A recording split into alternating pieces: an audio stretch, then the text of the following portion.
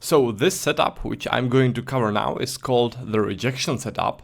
It's also a volume-based setup, so it's also based on the volume profile combined with the price action.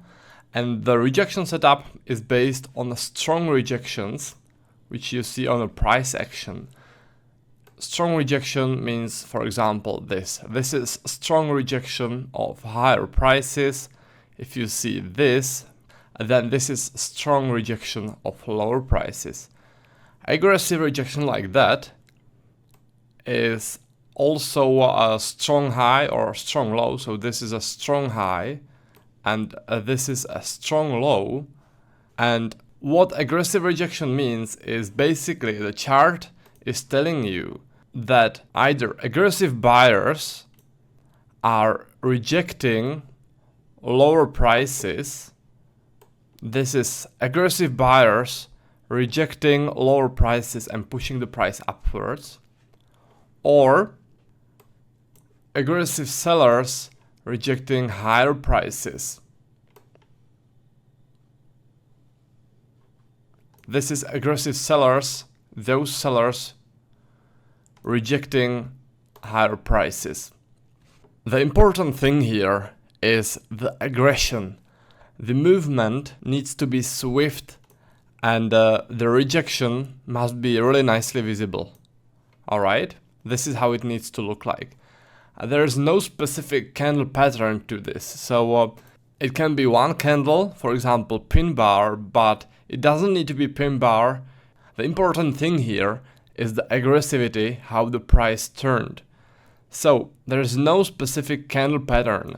So for example, if you look on a 30-minute chart, then the rejection could look, for example, like this.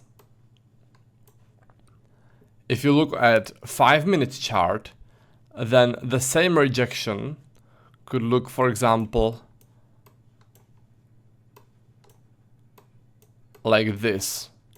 Alright? In both cases, it is a strong rejection of higher prices, aggressive rejection and change of price movement. But there's no one specific candle pattern which will define the rejection. But the important thing we look for is the aggressivity. Alright? The core of this setup is basically you want to identify the volume cluster which got created within the rejection. So if there is rejection of higher prices, indicating strong and aggressive sellers, then you want to look inside the rejection and search for a significant volume cluster within the rejection.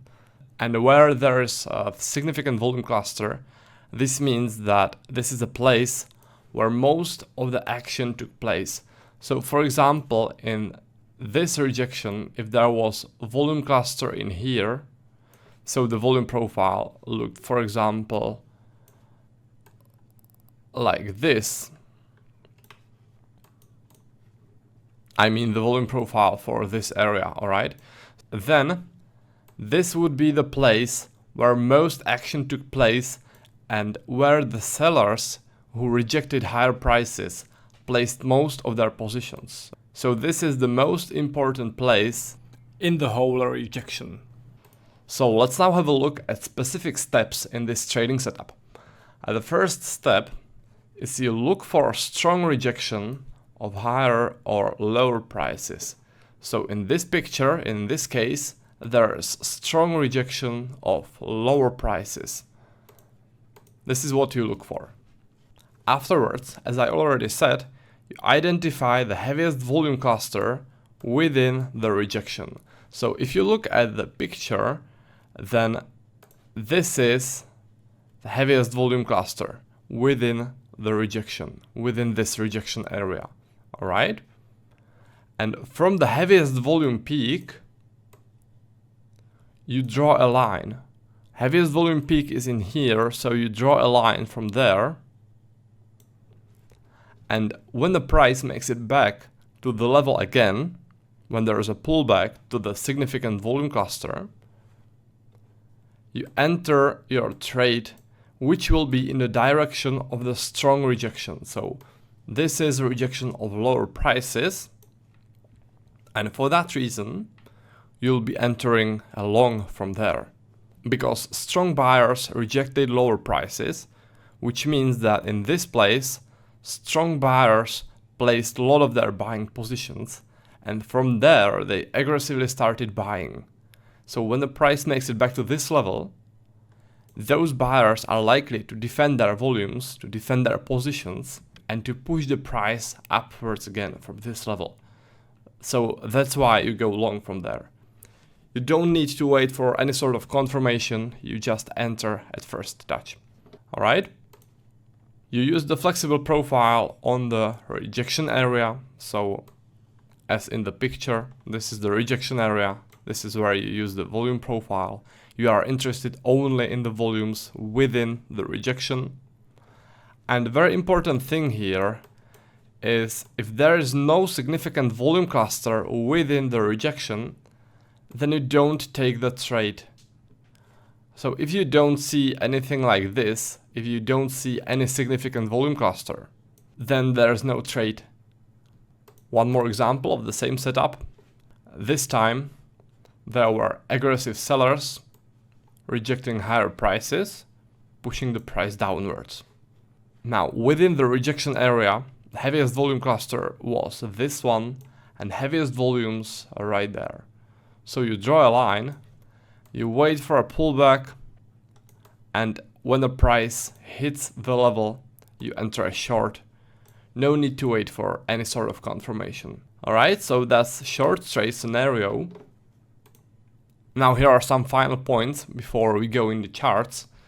So the first point is what I actually like about the rejection setup. It is that you trade in all trading conditions. So you can trade in line with a trend. You can also trade the rejection setup counter trend. And also you can trade the rejection setup in a rotation. So when you trade the rejection setup in line with a trend, means that there is a strong trend, let's say an uptrend. Then there is aggressive rejection of lower prices, and then the price continues. So this is exactly what I mean by that you can trade in line with a trend, because you just wait for the price to make it to significant volume cluster, and you enter long from there, which is in line with the current uptrend. So this is trading in line with a trend. Counter trend would mean that there was a downtrend, aggressive rejection of lower prices, then you would wait for the pullback to the significant volume cluster, and you would go long from there. So you would go counter the trend. Alright, so this is counter trend situation. And you can also trade the rejection in a rotation. So when there is a rotation and there's, for example, a rejection of higher prices, then you enter your short in here from the place where the volumes were the heaviest. Short like that. Or if there is a rejection of lower prices in the rotation, like this, then you go long from there. Alright, so this is a big advantage of the rejection setup. Then you can trade it in all market conditions, rotation, trend or counter trend. Now another thing is that some markets work better than others with the rejection setup. So for example, euro dollar, that's my favorite. The rejection setup works pretty nicely in here, but on some other charts, the rejection setup may not work as well as on the euro dollar, especially when you trade intraday. If you trade, for example, swing trades with daily candles, then the rejection setup will work better on all trading instruments. But when you trade intraday, then I found out that some markets work better than others. The best market to trade the rejection setup, in my opinion, is the euro dollar. Also, the rejection setup is harder to spot than, for example, the volume accumulation setup or the trend setup. Those are the two setups I already talked about. This one is harder to spot because it's harder to tell whether the rejection is significant, whether it's strong one, or whether it's not really that significant. So it takes some practice, it's not that easy to tell. My suggestion is you first master the volume accumulation setup and the trend setup, and only after that you go to the rejection setup, alright? Because it's the hardest of those three. So that's it for the theory for the rejection setup, and in the next video we'll go into real charts and I'll show you how the rejection setup works and how it looks like.